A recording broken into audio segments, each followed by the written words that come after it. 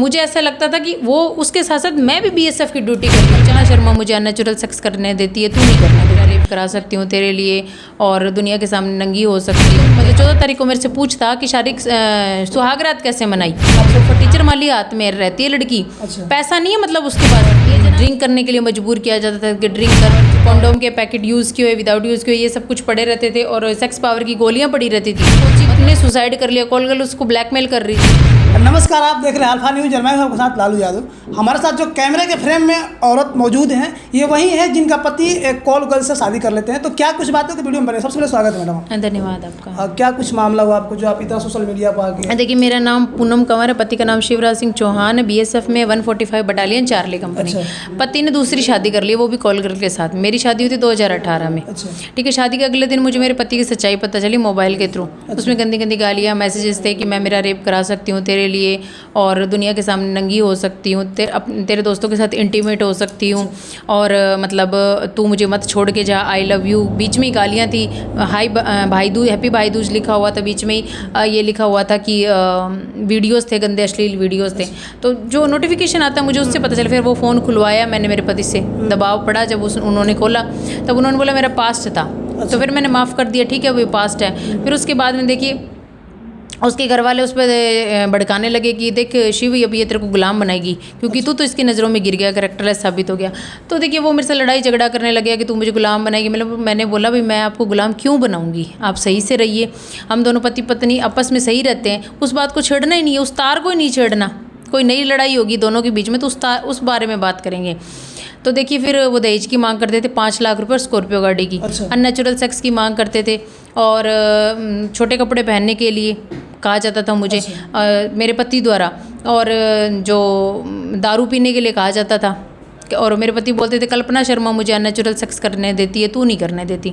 तो मैंने बोला भाई मैं तो नहीं करने दूंगी, पहले ही बता देना चाहिए था आपको। कल्पना शर्मा कौन है? ये जयपुर जगतपुरा की लड़की, राजस्थान में। ठीक है, और ये मेरे पति, ये कॉल गर्ल है। मेरे पति के साथ इसका 2011 से संबंध है और मेरे पति से भी पहले मेरे पति के दोस्त के साथ इसका शारीरिक संबंध है।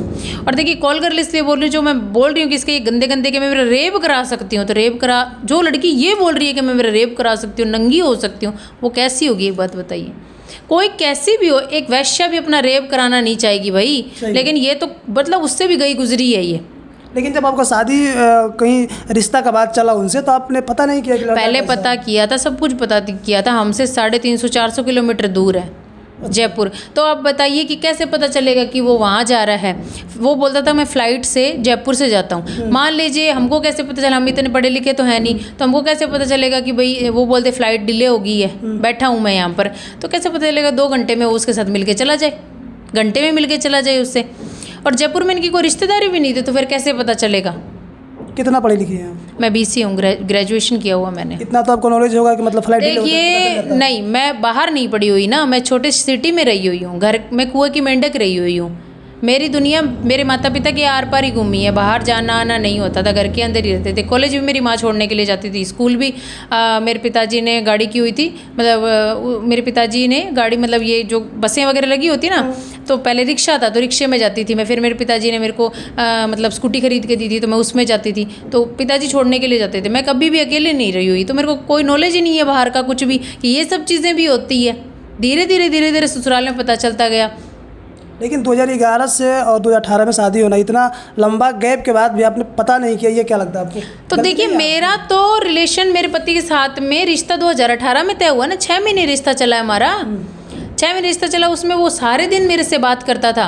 रात को 12 बजे अगर मेरे पति की ड्यूटी आ जाती थी, तो 12 बजे से सुबह 6 बजे तक वो मुझसे बातचीत करते थे। फिर 6 से 6:30 के बीच में वो फ़ोन रखते थे। स्टार्टिंग के कुछ दिन तो वो भी फ़ोन नहीं रखा, फ़ोन ऐसे जेब में, वो आवाज़ें आती रहती थी चलने की, और कोई बोल रहा तो उसकी आवाज़ें आती थी, बस वो फ़ोन मतलब म्यूट होता था, मतलब उसकी तरफ से आवाज़ें ना, पर मुझे तो सुनाई दे रही थी। बाद में वो मतलब आधे घंटे के लिए फ़ोन रख देता था, फिर दोबारा फ़ोन, ब्रश करते हुए, टट्टी करते हुए भी उसका मतलब फ़ोन चलता रहता था उसके अंदर, वो बात करता रहता, खाना खाते हुए भी, सोते हुए भी, ठीक है, कि उसका मतलब वो चल रहा है। वो कहता था फ़ोन मत रख, जब मेरे को नींद आ जाएगी ना तो मेरे को अपने आप तकिए के नीचे रख देना बस। तो बताइए जितना वो मुझे ऐसा लगता था कि वो उसके साथ साथ मैं भी बीएसएफ की ड्यूटी कर रही हूँ। 4 घंटे वो सोता था, 4 घंटे मैं सोती थी। अगले आवर्स में भी 4 घंटे, मतलब टोटल दिन के अंदर हम 7 से 8 घंटे सो पाते थे। 4-4 घंटे की नींद लेते थे, पहले 4 घंटे, फिर अगली शिफ्ट में 4 घंटे।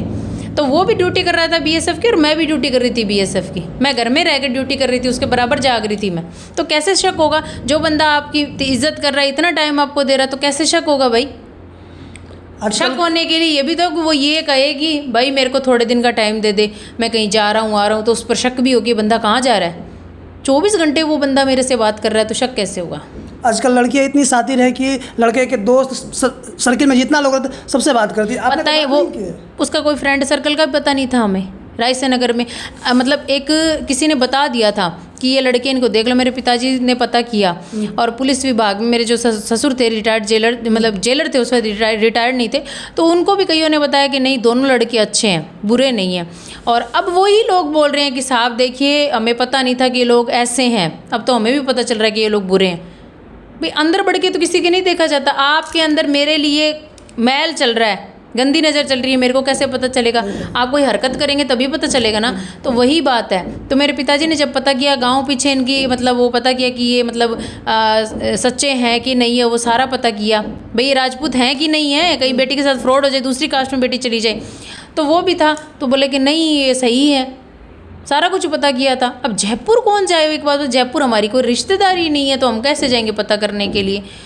और फ्लाइट से जा रहा है बंदा, तो यानी कि अगले दिन वो बोलता था मेरी नेक्स्ट डे इतने बजे फ्लाइट है, फ्लाइट से और उसके अगले दिन वो ड्यूटी पर होता था, वीडियो कॉलिंग होती। तो कैसे शक होगा भाई? आप बताइए। ड्यूटी कहाँ था उनकी? ड्यूटी उस वक्त त्रिपुरा में थी और अब कलकत्ता में है। और सीओ से वीना मानवी मैम के थ्रू बात हुई थी, तो वो बोलता मणिपुर में है वो। तो अच्छा, तो कहीं सुनने में आ रहा है कि आपके जो जेठ हैं वो भी देखिए वो जेठ है मेरे, तो उन्होंने उनकी शादी भी उसी दिन हुई थी। लेकिन मेरे पिता ने उनका रिजेक्शन कर दिया था। अच्छा। कि भाई मेरे को बड़ा लड़का आपका पसंद नहीं है। तो ये मे भी उसको मतलब ये खुन्नस है, या फिर उसकी पत्नी दहेज वगैरह, जो दहेज बोलते हो आप लोग, तो हम दहेज नहीं बोलते, हम तो मतलब उपहार स्वरूप मेरे पिताजी ने जो भी चीज़ें मुझे दी हैं तो वो कम लेकर के आई है।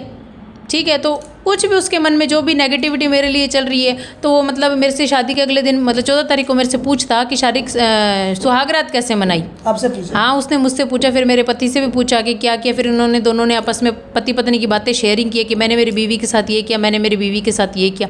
इस बात पर लड़ाई झगड़ा भी हुआ हमारा, भाई तूने क्यों बताई ये सब बातें, भाई तूने तो मुझे बाजारू समझ लिया। फिर मैंने इसकी बहन को भी बोला, दीदी ये दोनों आपस में ये बातें कर रहे थे। उसकी बहन बोलती तू होती कौन है आवाज़ उठाने वाली, ये दोनों भाई तो आपस में शेयरिंग करेंगे। जबकि छोटी बहन ने ऑब्जेक्शन उठाया था, भैया आपको अगर एतराज़ है तो आप बताया करो, शिव को बोला करो। बड़ी बहन ने उसको रोक दिया। जो आपकी सासू है वो क्या बोल रही है?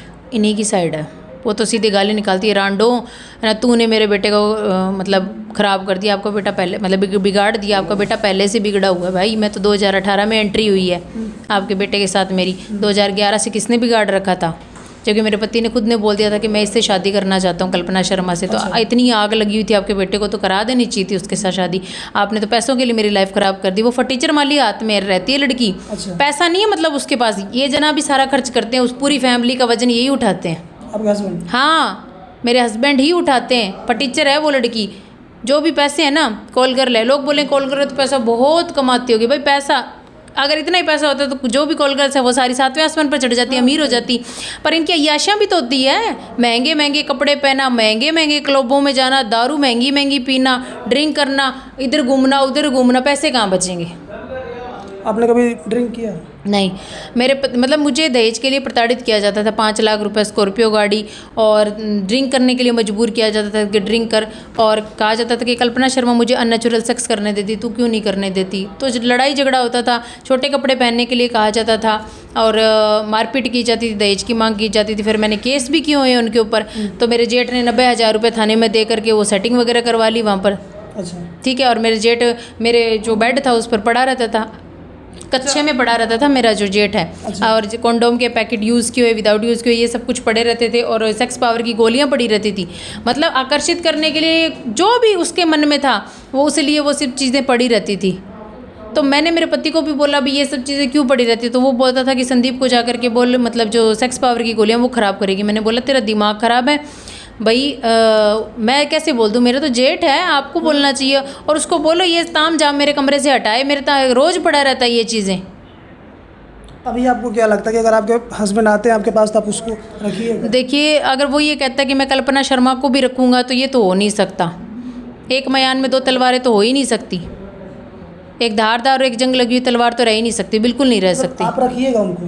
भाई मैं, अगर मेरा पति सुधरता है, सही रास्ते पर आता है, ठीक है, सुधरना चाहता है, वो उसकी कोई गारंटी लेता है इस चीज़ की कि हाँ भाई मैं गारंटी लेता हूँ आइंदा से कुछ होगा तो हम इसके ज़िम्मेदार हैं। वो गारंटी ऐसे नहीं कि मुंह से बोल दिया, लिखा पढ़ी होगी सारी कानूनों ने उसके अंदर, तब मैं उसके साथ रहूँगी।